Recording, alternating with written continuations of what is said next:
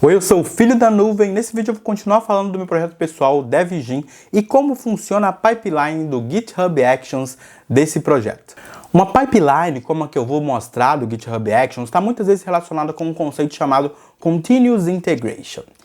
Basicamente, eu quero que toda vez que eu mande um commit, ou alguém mande um commit para o meu projeto, abra um pull request, ou faça alguma ação importante que eu vou definir, essa pipeline vai rodar uma série de passos, uma série de jobs para garantir que o projeto está íntegro, para garantir a integridade desse projeto.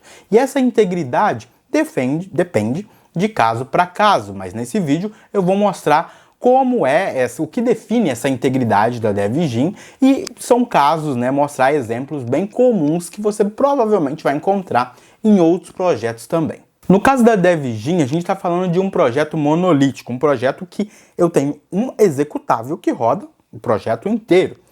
Nesse caso, a primeira coisa que a gente pode imaginar, como eu estou falando de um projeto em Go, é que um dos passos que define a integridade desse projeto é a compilação. Se o projeto não compila, ele com certeza alguma coisa está muito ruim. Se eu commitar um arquivo que está com um erro de sintaxe, por exemplo, se eu não conseguir compilar, cara, esquece. Tipo, alguma coisa muito ruim aconteceu.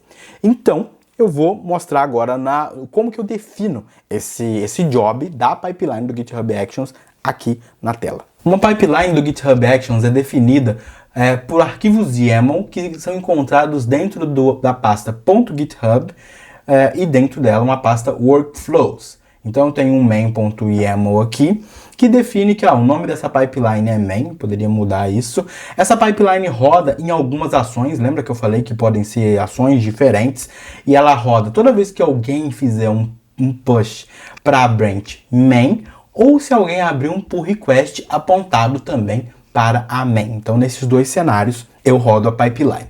Obviamente, como esse é um projeto, como a DevGen é um projeto de um homem só, onde eu só programo, eu sempre comito na main diretamente e rodo a partir desse evento aqui. Mas existem alguns poucos cenários onde tem pull requests envolvidas, e talvez eu até mostre nesse vídeo, e aí eu tenho que garantir também que a pipeline também roda nesse caso, para garantir que a intenção, o pull request que estão mandando também é íntegro e pode entrar como pode entrar na main, pode ser feito um merge para main. Depois de definir a pipeline em si, a gente tem a seção de jobs, onde eu vou definir cada um desses passos da minha pipeline. Se eu mostrar para você aqui na aba Actions aqui do projeto DevGen, eu tenho aqui os meus jobs definidos. Cada um dessas bolinhas aqui é um job, é um passo dessa minha esteira, dessa minha pipeline. Então, o primeiro job é, como eu disse, o job de build, que vai garantir o quê? O que acontece nesse job de build? Primeiro, eu rodo esse job num ambiente virtual, numa máquina virtual, que é um Ubuntu 20.04. Existem opções lá no GitHub Actions e ele tem vários passos. Depois de subir essa virtual machine, ele vai usar uma action, ele vai usar um passo aqui de checkout, ou seja, ele vai fazer checkout do próprio repositório para dentro dessa virtual machine. Depois disso, ele vai configurar o Go. Se ele tiver que instalar o Go, ele vai instalar e garantir que a versão do Go é a versão que eu tenho no meu Go Mod, e eu estou usando aqui nesse momento de gravação do vídeo o Go 1.19, então ele vai configurar o Go 1.19 nesse ambiente, e depois disso o que ele vai fazer? Ele vai fazer um build. Como que ele vai fazer esse build? Rodando Go build, de forma verbosa aqui, compilando todos os arquivos do projeto DevGen. Se algum desses passos falhar, quer dizer que o job em si falhou. Se algum job falhar, quer dizer que eu não tenho um projeto íntegro. Alguma coisa está errada, baseado nessas minhas definições aqui de job. Depois desse build, eu até coloquei aqui um outro passo que é um ESLint. Eu tenho poucos arquivos JavaScript, incluindo arquivos de Cypress, que eu devo trazer em outro vídeo. Então eu fiz um lint aqui, eu fiz uma varredura para perceber se esses arquivos estão seguindo um certo padrão que eu defini. Eu poderia ter criado essa etapa aqui como um job separado, mas honestamente subir um outro job, subir a máquina virtual do zero de novo, fazer checkout do zero de novo, só para rodar isso daqui, ia ser um pouco lento, né? E é meio dúbio saber se isso vale a pena ou não, até porque pipelines do GitHub Actions para projetos privados no GitHub você tem um limite, né, gratuito, você tem um budget gratuito de tempo de execução de pipelines. A partir do momento que você chega nesse limite, que é bem alto, se eu não me engano, você precisa pagar ou sua pipeline não vai rodar. Então, para poupar esse estresse, eu não preciso mesmo, eu posso rodar ele simplesmente aqui. Tudo bem. Beleza, vamos supor então que a pipeline conseguiu compilar, que o job passou, tá verdinho. Vamos para o próximo job necessário para garantir a integridade do projeto. Esse meu segundo job é um job de segurança. Ele vai garantir que não existe nenhuma brecha de segurança no meu projeto. Porque para pensar, um projeto um pouco maior em Go, ele tem outras dependências de código, né? Eu tenho o meu Go Mod, ele depende de outras bibliotecas e frameworks, depende do Gin, depende de uma biblioteca de geração de UID, depende de outros códigos, né? Projetos em Go, a gente tende a não querer ter muitas dependências dentro dele. A gente tenta resolver as coisas com a Standard Library, com a biblioteca padrão do Go. Mas para projetos um pouco maiores não tem como fugir, a gente vai baixar dependências do projeto. Então, é muito difícil nesses projetos um pouco maiores garantir ou conhecer absolutamente toda a linha de código do projeto, porque não tem código só meu, tem código de outras pessoas ali também. Pode haver alguma brecha de segurança ou até novas brechas de segurança são encontradas todos os dias, né? Então, esse meu job garante que eu não tenho nenhuma brecha muito com uma severidade, com uma importância muito alta. Como que ele faz isso? Ele usa um projeto chamado Snyk. Basicamente, eu uso esse Snyk, eu tenho uma conta nesse Snyk, e o que ele faz é, eu rodo o binário dele dentro do meu job, e o binário ele olha para a minha base de código, olha para as dependências que eu tenho e as versões dessas dependências e cruza a minha base de código com um banco de dados deles, onde existe uma lista de brechas de segurança para essas versões, por exemplo. Então ele vai poder me dizer que, olha, você está usando o Gin 1.5.0, dando um exemplo, e nessa versão existe uma brecha de segurança com a forma com que ele utiliza certificados TLS, por exemplo. Por favor, faça um upgrade para a versão tal, que isso foi corrigido na versão 1.7, por exemplo. Então ele vai dar esse relatório para a gente e o job vai falhar se tiver alguma brecha de segurança num nível muito alto. Porque o Snyk diz que algumas brechas são ok, normais, outras são altas, outras são críticas, por exemplo. Então a gente consegue definir aqui na Actions que eu vou rodar.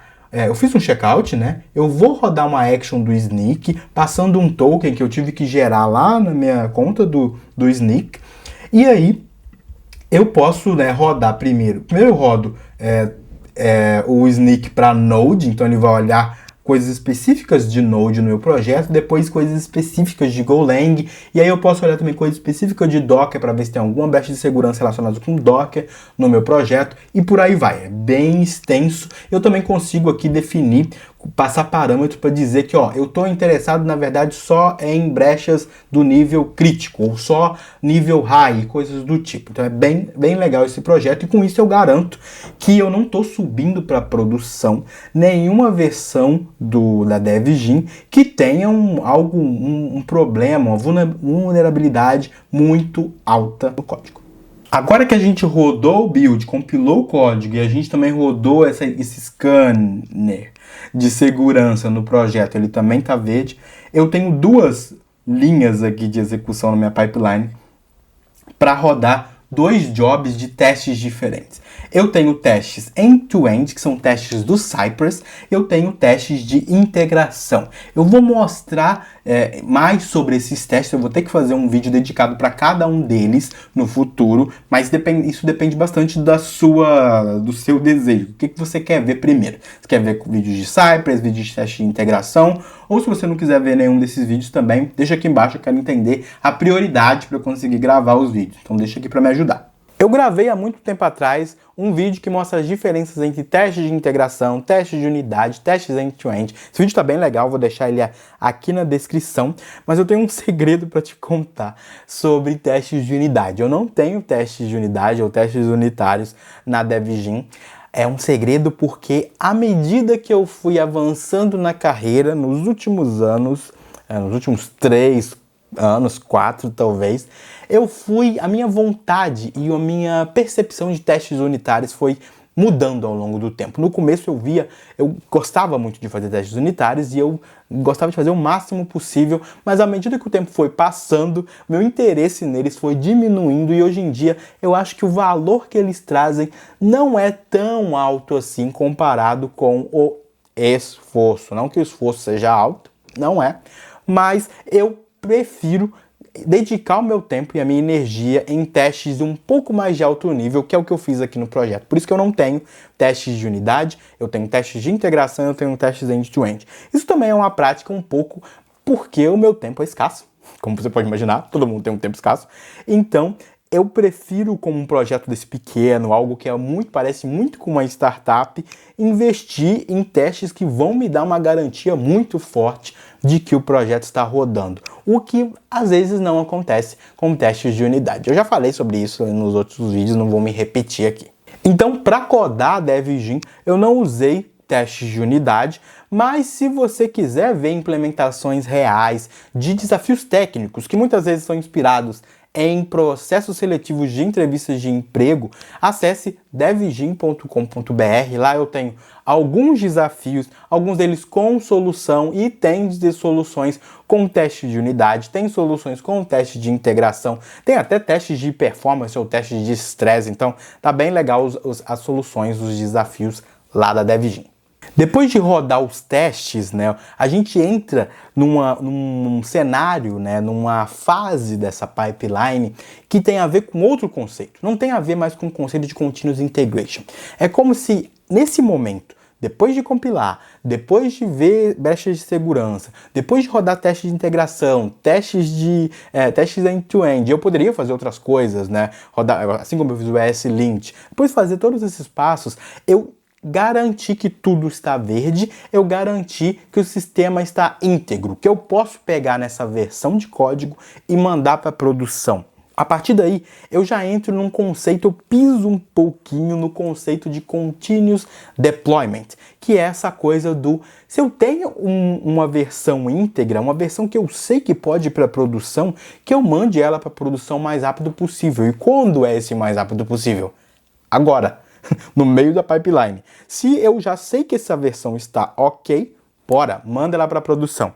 Eu estou pisando nesse conceito de Continuous Deployment, mas eu não gosto de dizer que eu estou usando ele completamente, porque existem várias coisas que eu não faço aqui. Por exemplo, rollbacks automáticos. Se eu perceber por acaso que eu fiz esse deploy para produção, mas o número de erros começou a subir em produção, alguma coisa que eu não percebi no meu CI, no meu Continuous Integration, e aí o meu CD ia ser responsável por fazer o rollback. Eu não tenho esse tipo de coisa, então aqui é um conceito de CD, né, de CD, de Continuous Deployment, bem raso, para dizer a verdade. Mas a primeira coisa que eu preciso fazer nessa parte de CD, antes de fazer o deploy em si, é rodar o meu processo de migrations. Eu expliquei um pouco esse processo de migrations em outro vídeo que eu vou deixar aqui embaixo. Por acaso você está numa playlist sobre desenvolvimento, né, desse projeto real, a DevGen.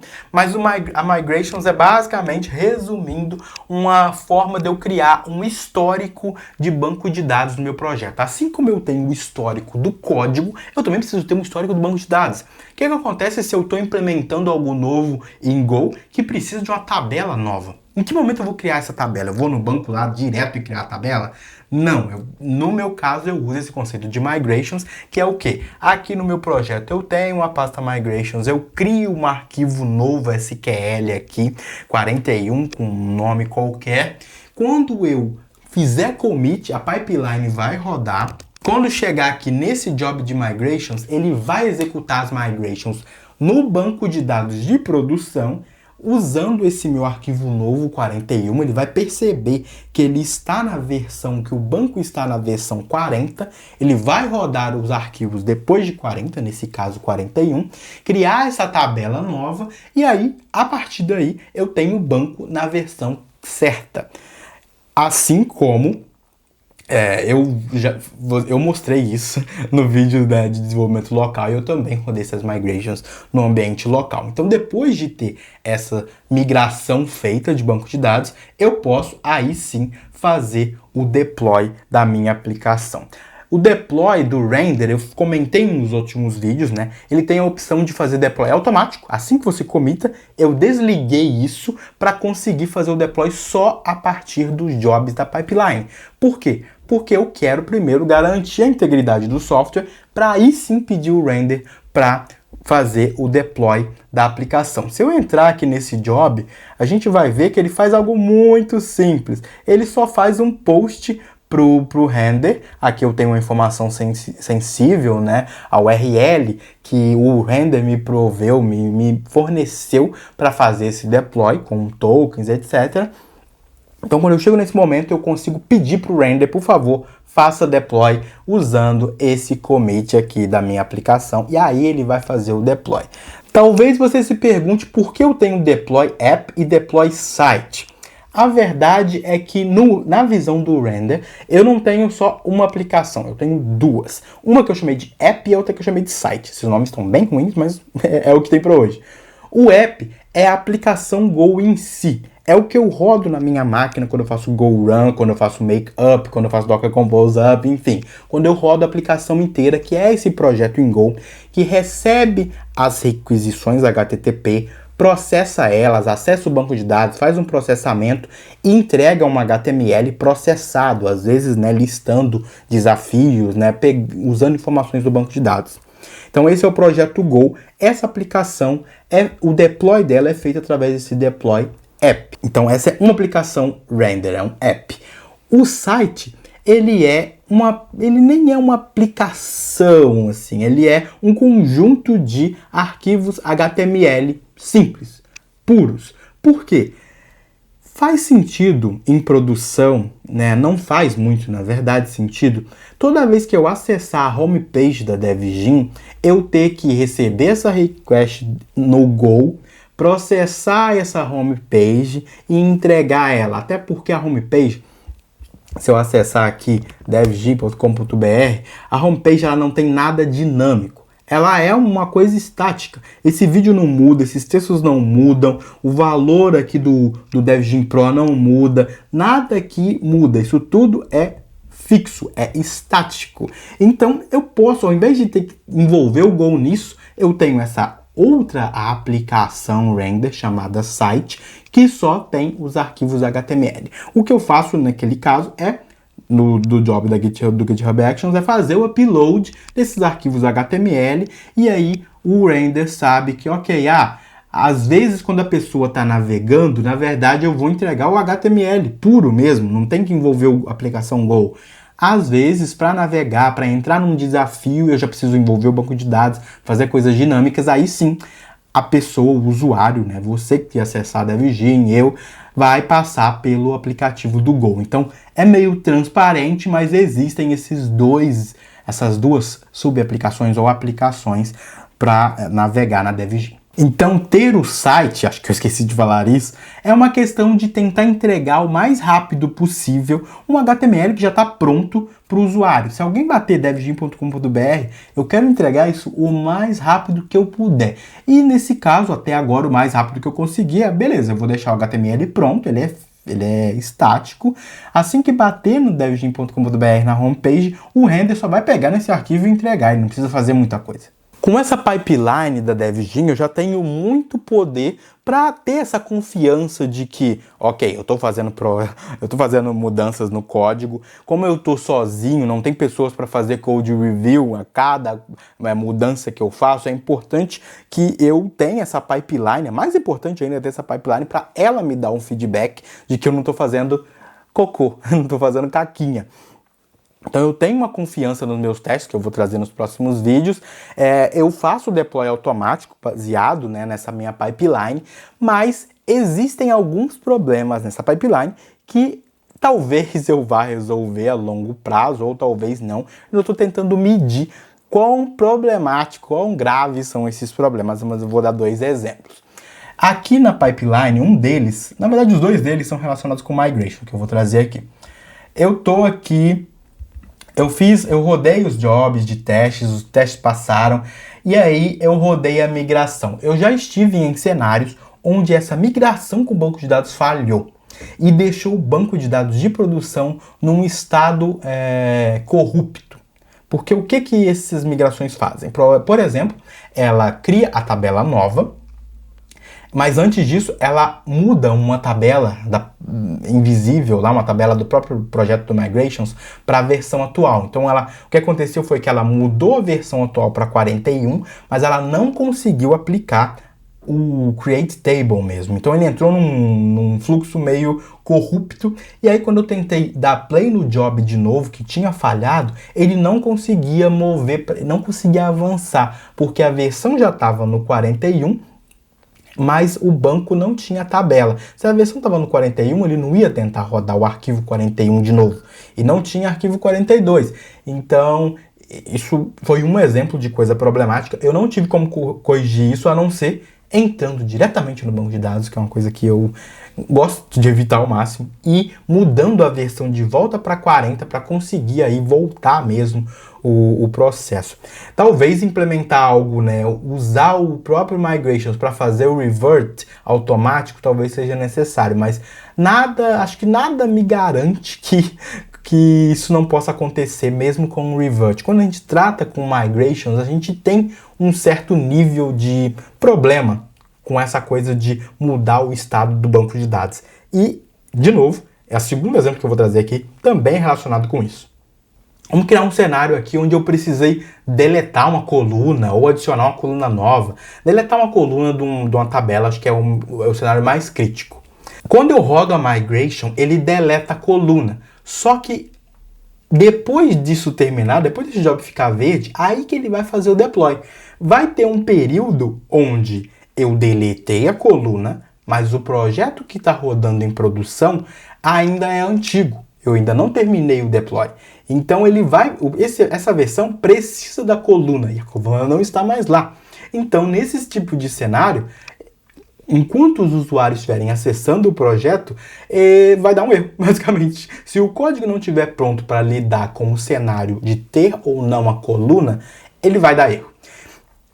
Esse tempo, ele é pequeno, em tese, né? Mas eu dependo da render. Se a render tiver num incidente, se ela tiver com algum problema de lentidão, esse tempo vai ser maior. Pior ainda, se o deploy falhar por algum motivo e eu não perceber, essa versão errada do software, né, ou a versão antiga com o banco novo, vai ficar muito tempo no ar e isso pode ser problemático. Então essa é outro problema da pipeline que a gente tem que pensar quando a gente lida com migrations. Mas eu acho que por hoje já foi informação bastante. De novo, deixa aqui nos comentários se você está gostando dessa série, se você gosta, se você quer ver testes de integração ou testes do Cypress, deixa aqui embaixo para priorizar essa minha pipeline de gravações de vídeo aqui, e a gente se vê no próximo vídeo do canal.